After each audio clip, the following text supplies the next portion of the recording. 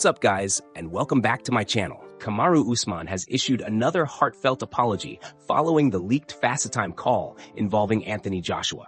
Usman made it clear that he takes full responsibility for what happened and admitted the situation weighed heavily on him. He explained that it was difficult enough that he felt the need to make a public apology, something he says he has never done before in his life. Usman shared that he has never been in a position where he needed to address something like this publicly, but he felt it was absolutely necessary. For him, the most important thing as a man is taking responsibility when you mess up, whether it was accidental or not. He stressed that accountability matters, and in this case, he owned the mistake fully and without excuses. He went on to explain why the situation frustrated him so deeply. First, he was angry at himself for the oversight. Usman admitted he failed to fully review his video vlog before it went live, which allowed the clip to slip through unnoticed. He emphasized that anything published on his channel ultimately falls on his shoulders, and missing that detail was completely his fault. Secondly, Usman said he was upset because his mistake placed Anthony Joshua, whom he referred to as his brother, in an uncomfortable position.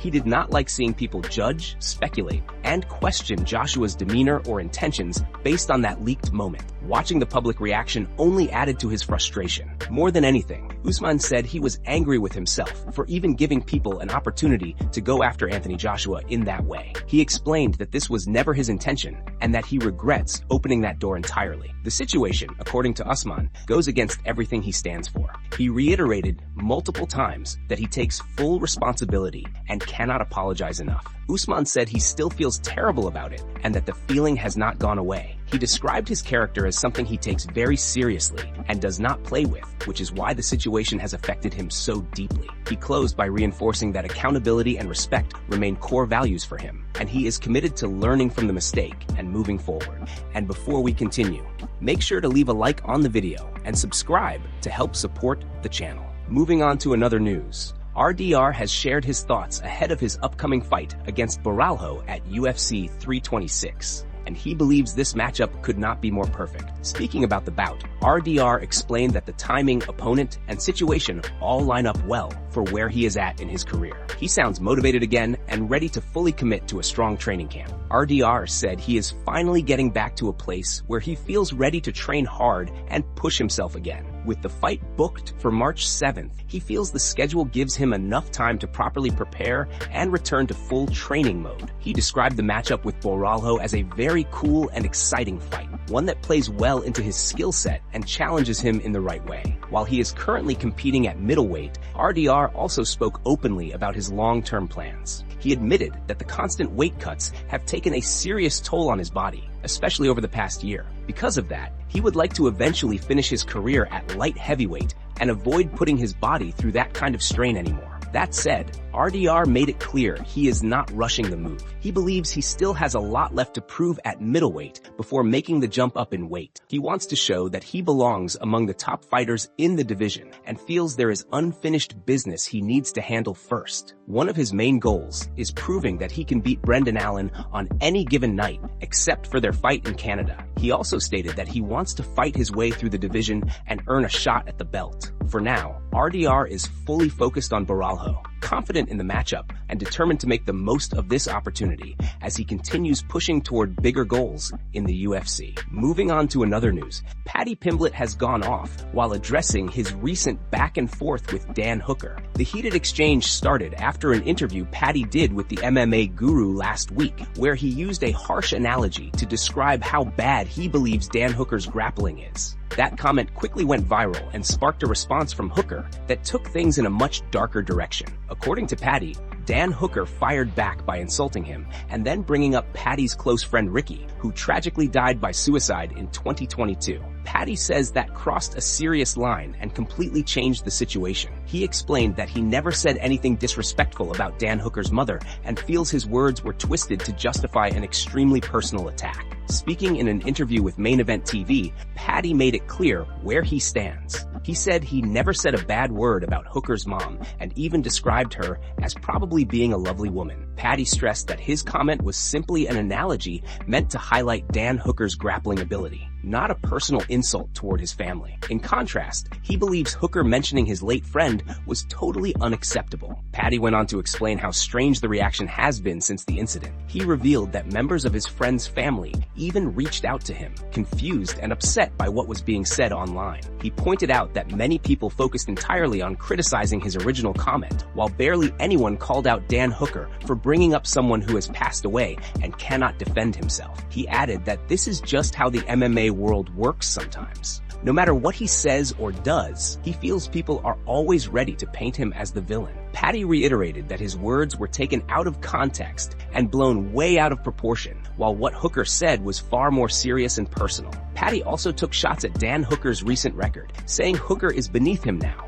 especially once he wins the belt. He mentioned Hooker's 5-5 run in his last 10 fights, and mocked the idea of calling other fighters washed when Dan Hooker himself was knocked out quickly by Michael Chandler. Paddy ended by saying you never mention dead people, and that what Dan Hooker did was far below the belt. Moving on to another news, Daniel Cormier is once again entertaining the idea of facing his longtime rival Jon Jones, but this time, it would not be inside the octagon. Instead, DC says the door is open for a showdown on the wrestling mats under Real American Freestyle rules, or even in a boxing ring if it ever came to that. The conversation picked up serious traction after DC spoke in a recent interview with Ariel Helwani, where he addressed the growing buzz around a potential grudge match in the Rising RAF promotion. Fans have been calling for DC versus Jon Jones ever since RAF began featuring big MMA names in freestyle wrestling bouts. Fighters like Arman and Colby Covington have already appeared, which only fueled speculation. RAF's co-founder has even hinted the matchup could be possible, pointing to connections through figures like Ben Askren and Izzy Martinez, who has long been associated with Jon Jones as a wrestling coach. Despite all the hype,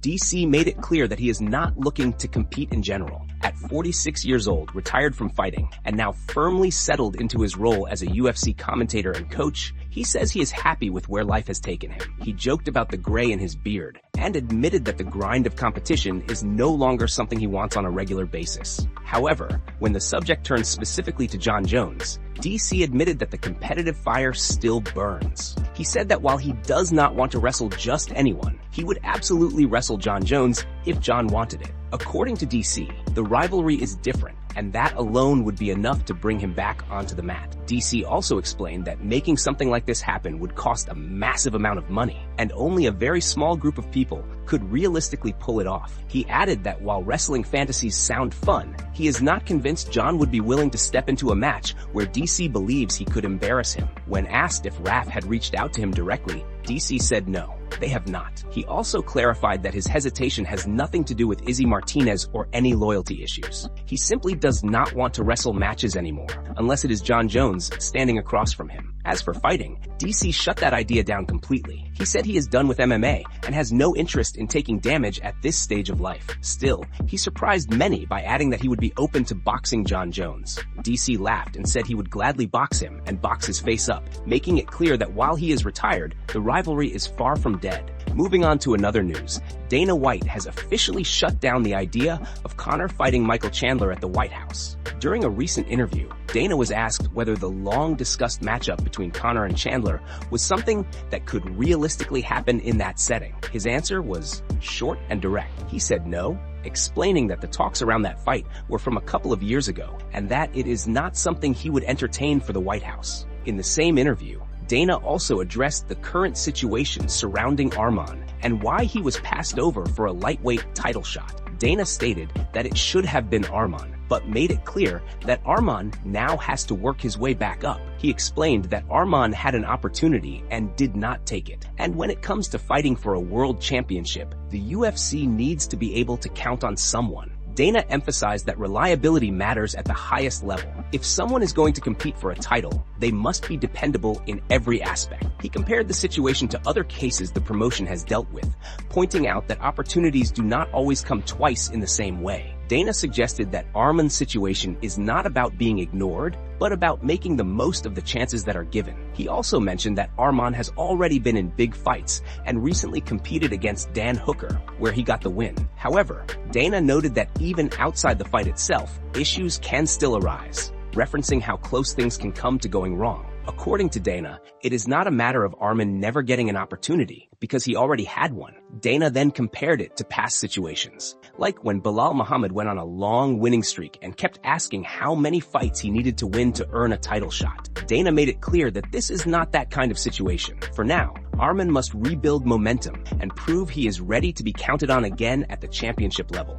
Moving on to another news. Sean O'Malley has shared a personal moment ahead of UFC 324, revealing that his daughter will be watching him fight live for the very first time. O'Malley is set to face Song Yadong, and while the matchup is important, this fight carries extra meaning for him because of who will be in the crowd. Sean reflected on becoming a father back in 2020, saying it came at a perfect time in his career. He explained that things were finally starting to come together. He was making money, gaining popularity, and growing his brand. At the same time, welcoming his daughter Elena into the world helped ground him and keep him humble. She reminded him why he works so hard and why he continues to push himself inside the cage. Now that Elena is 5 years old, she is finally old enough to attend one of his fights. Sean explained that she has been around many fight weeks in the past, attending press conferences and weigh-ins. For a long time, she believed that was the actual fight. Over time, she started to realize there is a real fight that happens later,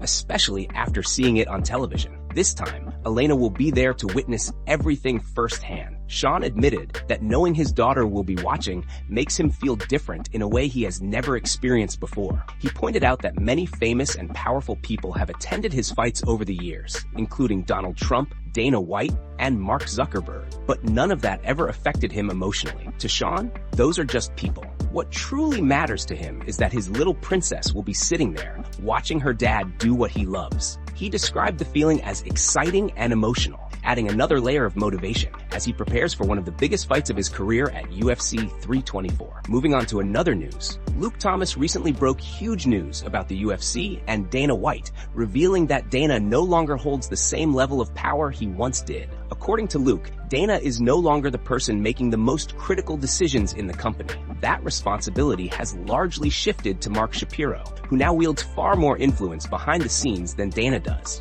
This change comes in the wake of the UFC's new TV deal with Paramount and CBS, which could have major implications for how the organization operates moving forward. Luke explained that until now, fans could rely on Dana to deliver the best fights and matchups with a focus on pure competition over corporate considerations. However, with the new structure, UFC politics and corporate priorities may play a bigger role, meaning that matchmaking could be influenced more by business decisions than by simply putting the best fighters against each other. Essentially, Dana remains the public face of the UFC, but the real power behind the scenes has shifted to Shapiro. This could have a significant impact on fights, fighter careers, and overall matchmaking in the near future. Luke went into detail, explaining that while Dana still drives the way broadcasts look and how events are presented to fans, the broader structural decisions of the company have been removed from him. He clarified that Dana is not a figurehead, but he is certainly not the same authoritative figure he once was. Mark Shapiro, the coup of TKO, has stepped up as someone with strong opinions about how the company should operate, and Luke noted that Shapiro's approach should make fans pay attention. Shapiro focuses on delivering large amounts of content across the UFC schedule, sometimes prioritizing quantity over ensuring that every event is the absolute best it can be. He has spoken about producing shows at the apex that look seamless to fans, but Luke pointed out that viewers can still tell where events are happening, and the effort to obscure locations isn't fooling anyone. The bigger issue, according to Luke, is that Shapiro's strategy involves structuring the product to maximize content output rather than focusing solely on creating the highest quality fights every single time. With this shift, fans may notice a change in how the UFC operates, from matchmaking to event presentation. Dana White continues to be the face of the organization, but Mark Shapiro now holds the real decision-making power, and this could reshape the UFC in ways that impact fighters, fans, and the overall competitive landscape. Moving on to another news, UFC fans were hit with more bad news as another fighter has pulled out of UFC 325 due to a serious injury. The event, scheduled to take place just 1 week after UFC 24, has now taken a significant blow. Late last night, Jimmy Crute confirmed on Instagram that he has been forced to withdraw from his upcoming fight against Dustin Jacoby after suffering a ruptured ACL. In the video, Jimmy explained that the injury happened earlier in the week and left him devastated. He said that on Monday, he completely ruptured his ACL and will no longer be able to compete on February 1st. The light heavyweight contender did not hide his emotions and admitted that he was extremely disappointed and gutted by the situation, especially after putting in months of hard work and preparation. Despite the setback, Jimmy tried to remain positive and reflective. He shared that while this is a major speed bump in his career, he believes it can also be an opportunity for growth. According to him, the long recovery period will allow him to build patience, reconnect with his body, and return with stronger legs and a better overall mindset. He added that he expects to be sidelined for around 9 to 10 months, but is confident he will come back stronger than ever. As of right now, the UFC has not announced a replacement opponent for Dustin Jacoby, leaving the status of that matchup uncertain. Still, fans and fellow fighters have shown support for Jimmy, wishing him a smooth surgery and a speedy recovery. It is an unfortunate situation, and you truly have to feel for him as he begins the long road back to competition. Everyone hopes he heals fully and returns healthy, motivated, and ready to compete again soon. Worldwide support. And moving on to another news, the bad news does not stop there. Just a week later, on February 7th, another UFC fight card has taken a hit. Jose Henrique Souza was set to make his UFC debut against Eric Nolan, but that matchup is now off. Eric Nolan has officially pulled out of the fight, leaving Souza without an opponent. Souza took to X to share his frustration, writing that Eric Nolan backed out and that he is now waiting for a new opponent. He added that he expects to have a replacement soon for February 7th. This now marks 3 straight weeks where fight cards have been impacted, which is incredibly frustrating for fighters and fans alike. Hopefully, the rest of the year is much smoother.